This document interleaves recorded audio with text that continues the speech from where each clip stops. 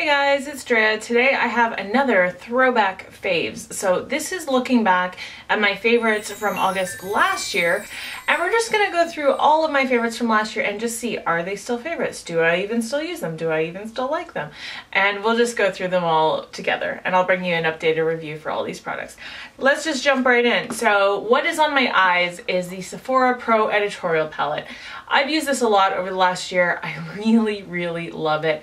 This is a limited edition palette, but it's been around now for over a year, so I don't know if Sephora has any plans to discontinue it eventually or not, but it's still definitely available if you want it. So I'm using all matte shades on my eyes today. I wanted to go for a colorful look, but I wanted it to be like definitely matte sunset. So I'm using the two oranges, the bright pink, and the deeper purple on my eyes today, and I think it makes a really beautiful sunset look. I've used this palette a ton in the last year. It's one of my favorites for colorful looks. It is definitely expensive though. There's a few alternatives. I think BH Cosmetics makes some really beautiful bright eyeshadows, ColourPop. So I don't think you need this palette, but it is a nice palette to have, especially because there's a lot of variety in it. Like you have all the matte shades that are so pigmented. It's hard to do bright colorful mattes and also have them really show up really well, and this palette really does that. And then you also have this row up here, which is kind of a mixture of glitters and metallics. They are all really nice. Some of them are more smooth, some of them are more chunky. The chunkier ones you just need a glitter glue with, you know, you just have to work with glitter in a certain way, but still they're really lovely. The one row that I really never ever use is still this one. I've used a couple shades a couple times, but for the most part, I hardly ever use what's on the bottom here. But I really love this palette in general. It's still an absolute favorite. I still totally recommend it, especially if you love to do more colorful looks. If you're just looking to kind of like dip your toe into colorful looks, I don't necessarily think you need to run out and buy this palette, but it is great if you love color. A couple other eyeshadow palette favorites from last year were these from MAC. I don't even know if you can still get these. I know they came out with all these girls palettes, and some of them are limited editions, some of them are still in the permanent line. I'm not sure. If you can still get them, of course I'll link to everything below, but this is the Mischief Minx palette. This is the Basic Bitch palette. I actually just pulled this into my Shop My Stash to start using it again, and I haven't used it basically in a year. So is it really a favorite? Probably not, because I have, oh, hey, look. I didn't realize I hadn't done that. Oh my goodness, you got to be here to experience that with me. Okay, anyway, squirrel, yeah. So I didn't realize that I hadn't used this in over a year. I do like this palette. It's not uber pigmented, so it's more of like a bronzy natural palette, which is nice if you're like, oh, I don't really want like super crazy pigmented eyeshadows. This might be the kind of thing you would like, because you're going to get glowy golden but way more natural and not over the top. So I still love this. It still has a place in my collection. I don't really necessarily think it's a favorite, and same goes for this. This is the Basic Bitch palette, which is much more cool tone, definitely purple. Another cover on the mirror. I'll leave it on for a second. I don't use this one as much because it definitely is one of the smokiest palettes in my collection, and I am not a huge like smoky eyeshadow person. It's not my favorite thing, but I still am in love with these three shades over here. I really don't use this highlighter very much. The biggest ones can be used as highlighters. This highlighter is not, like, there's hardly anything there. Like, what even is that?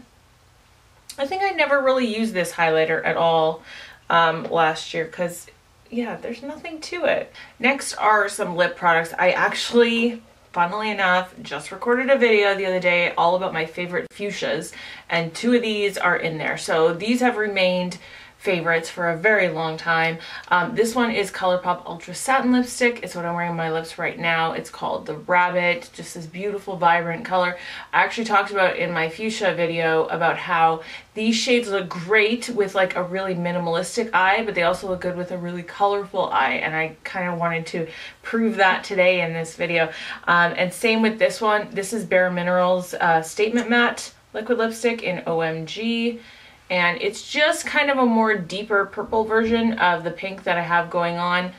These ones smell really good. The ColourPop ones don't smell like anything, and these ones do not dry down all the way. They're not transfer proof, whereas these ones are. So, but these are really comfortable liquid lipstick. I love them. Love this color. Love the Ultra Satins from ColourPop. They're still like top of mind for me. Also, a color that I've been wearing to death. I didn't even realize I've had this for this long. Has it been that long since the Urban Decay Heat palette came out? Because this came out with it. This is Fuel, which is their Vice lipstick that came out with that palette, and it's just this beautiful, like, warm peachy nude. It's so good all year round, especially in the summertime, especially with like bronzy skin. I love it. I wear it to death. I've been wearing it a lot lately. It's just so gorgeous.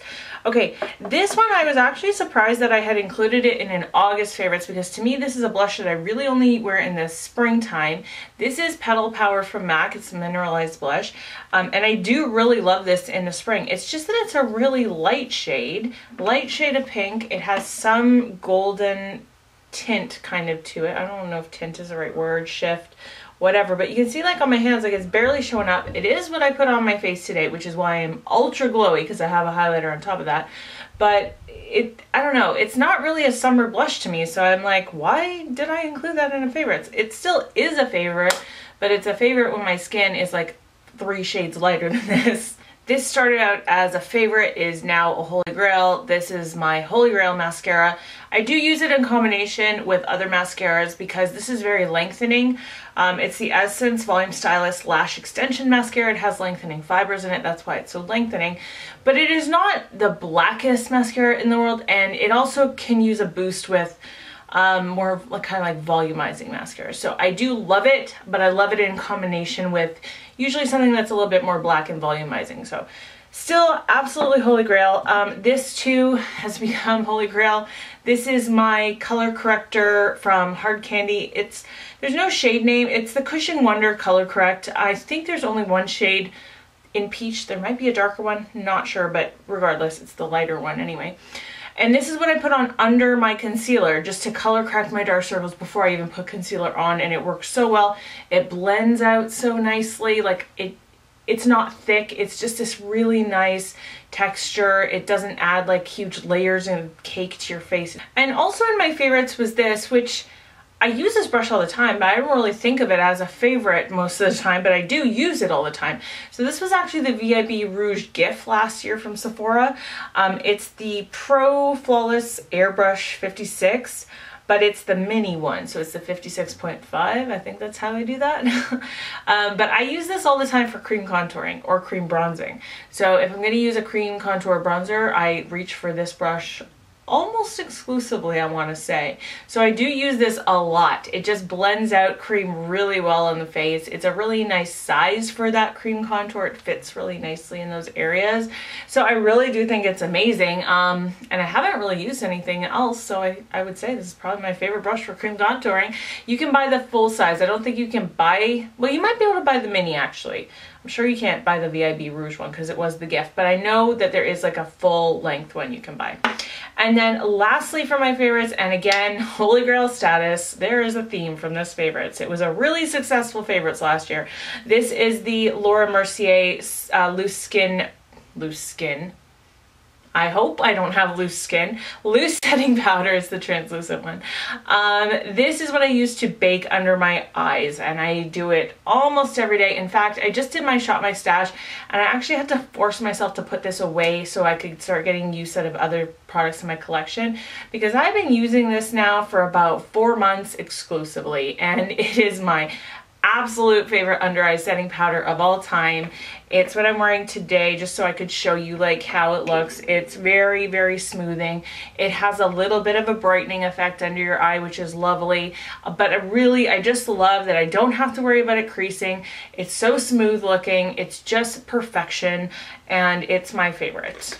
So that is it for my throwback favorites this time around. I mean, like, like I said, what a successful favorites from last year. So I really don't have anything bad to say about any of these products, but I have been using them continually for a year basically, except for those eyeshadow palettes, but I am gonna bust them out very soon and start using them. And that's it for today. So let me know if you have any questions about any of these products. I'd be happy to answer your questions down below in the comments. I do read all of your comments. I try to get back to you as much as I can, but thank you so much for watching. If you have not subscribed yet, I would love if you would. I'd love to see you around in my future videos. That's it for today. I hope you're having a wonderful day. I hope that you're speaking kindly to yourself, especially when you look in the mirror. I love you guys. I will see you in my next video. Bye.